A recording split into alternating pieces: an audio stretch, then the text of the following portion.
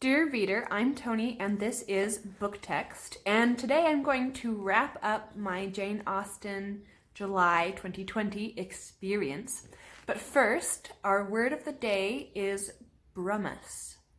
It is an adjective describing foggy or wintry. So you might have a brumous day when it's cold and wet. It's a very poetic word, I think. This was the second Jane Austen July I have participated in, and my first as a booktuber. So I really enjoyed the prompts. I didn't get to all of them. I only read 3 books for Jane Austen July because I wanted some variation in my reading. But I loved having to sit down and kind of read classic literature, kind of with an eye towards commentary. I wanted to be able to say something in this particular video about the books that I read. So I kind of thought about it as if I had to write a paper about it in school. And I loved writing. I mean, that's what I did my bachelor's and master's degrees in, was literature. So I loved writing papers about books, and it was fun to kind of return to that mindset while I'm reading. So of the books that I read, I finished Jane Austen's Mansfield Park. This was my very first time reading Mansfield Park. I had never even seen an adaptation of it. Still haven't seen an adaptation because I heard they were not very good. But this is the story of Fanny Price, who is living with her rich cousins who are definitely in a different class than she is in society. They are so much higher in society than she is.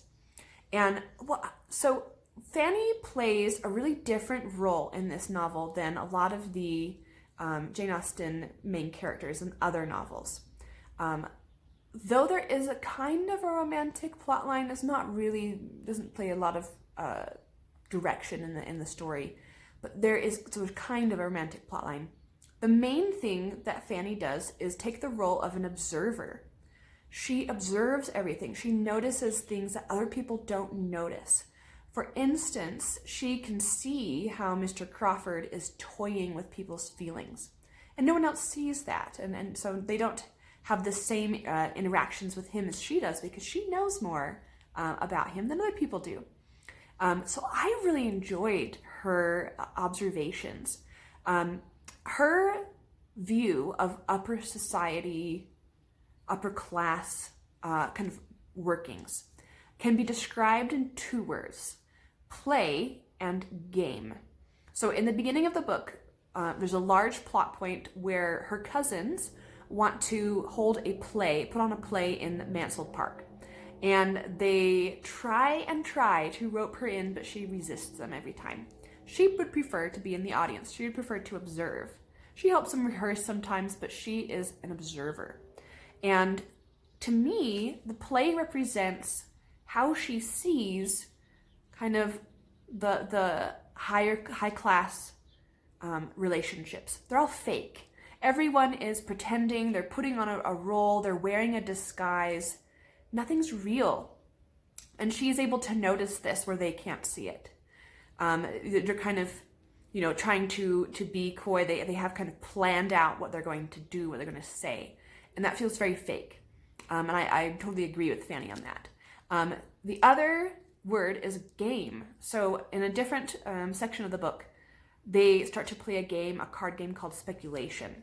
And she would prefer, again, to observe. But Mr. Crawford drags her into this game, and she doesn't really get into it. She will participate, but she's not really playing the game. And that's another way for her to kind of associate upper class machinations, is that she sees how everything in a game is overdone for entertainment. That's the only purpose, is entertainment. And we know that Mr. Crawford is trying to make her love him, which is just so skeevy. Like, ugh, Mr. Crawford. We all hate him, I think. I hope. He's a rake. But she's just a piece in his game. And I think she knows that she resists him continually. There's never a moment where she lets up and tries to give him the wrong idea about letting him make love to her, is what they're calling it. But so I appreciated her patience, her observations, and her she really stuck to her guns. She didn't yield to Mr. Crawford. I loved that. But really, this is just a social commentary on upper class society, as how I read it.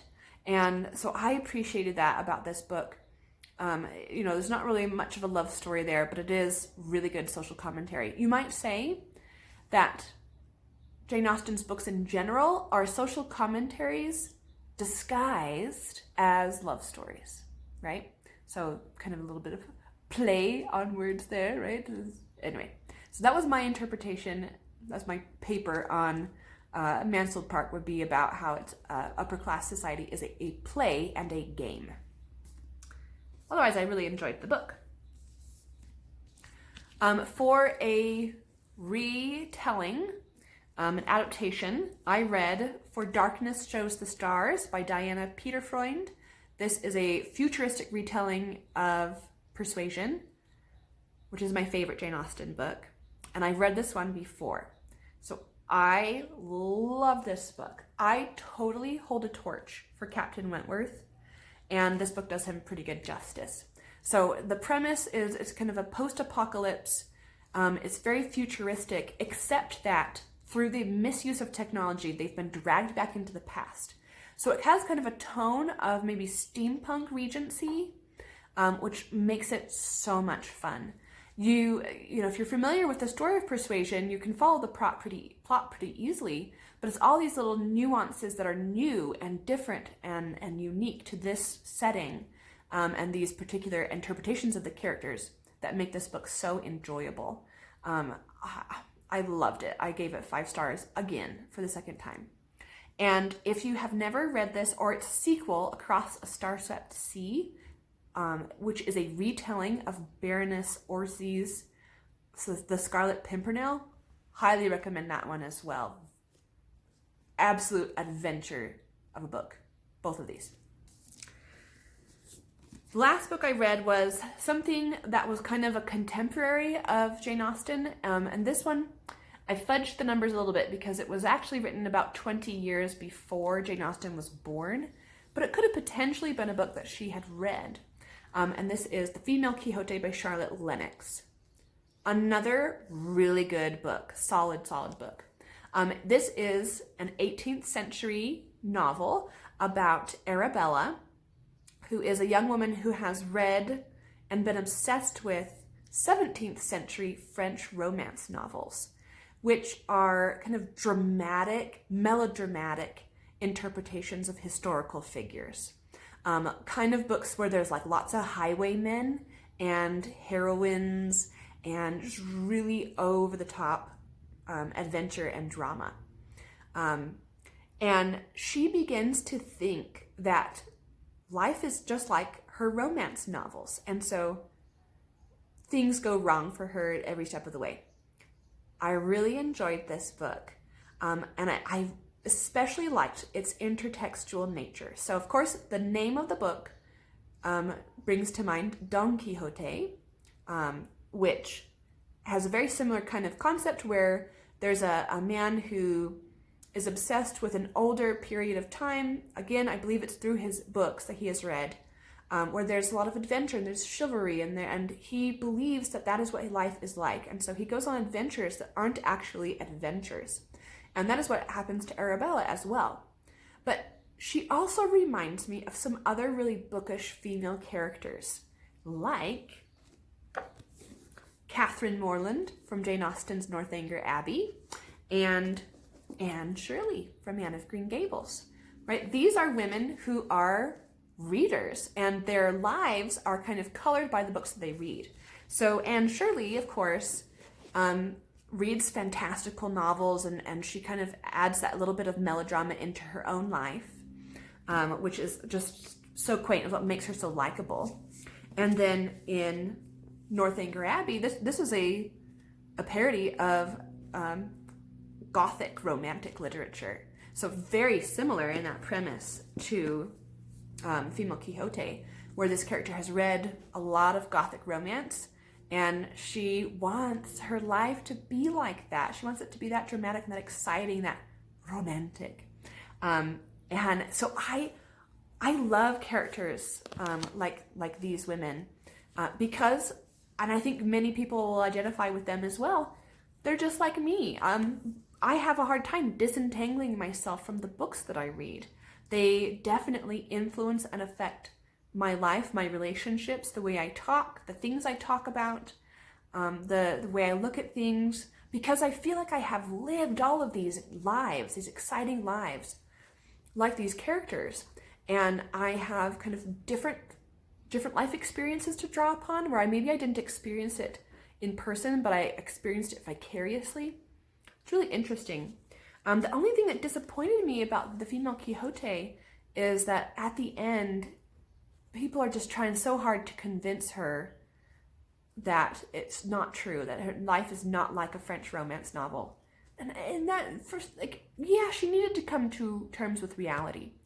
But I just wanted her to keep that kind of fantastical spirit, because she was so sweet. She didn't do it, out of anger or hate. She wasn't trying to hurt people. And so I just felt bad for her. It's probably how it needed to end, but I feel for you, Arabella. You and I can be bosom sisters, okay? So that was my Jane Austen July 2020. I loved it. I will definitely participate in future years. I have yet to read a couple of Jane Austen's books, so I'm hoping to kind of pick those up in future Jane Austen Julys. Did you participate? What did you read? What did you enjoy? Have you read any of the books that I mentioned today? What did you think about them? What did you think about my interpretation of upper class society in Mansfield Park? Did you see the social commentary as well? Remember, there's always another book.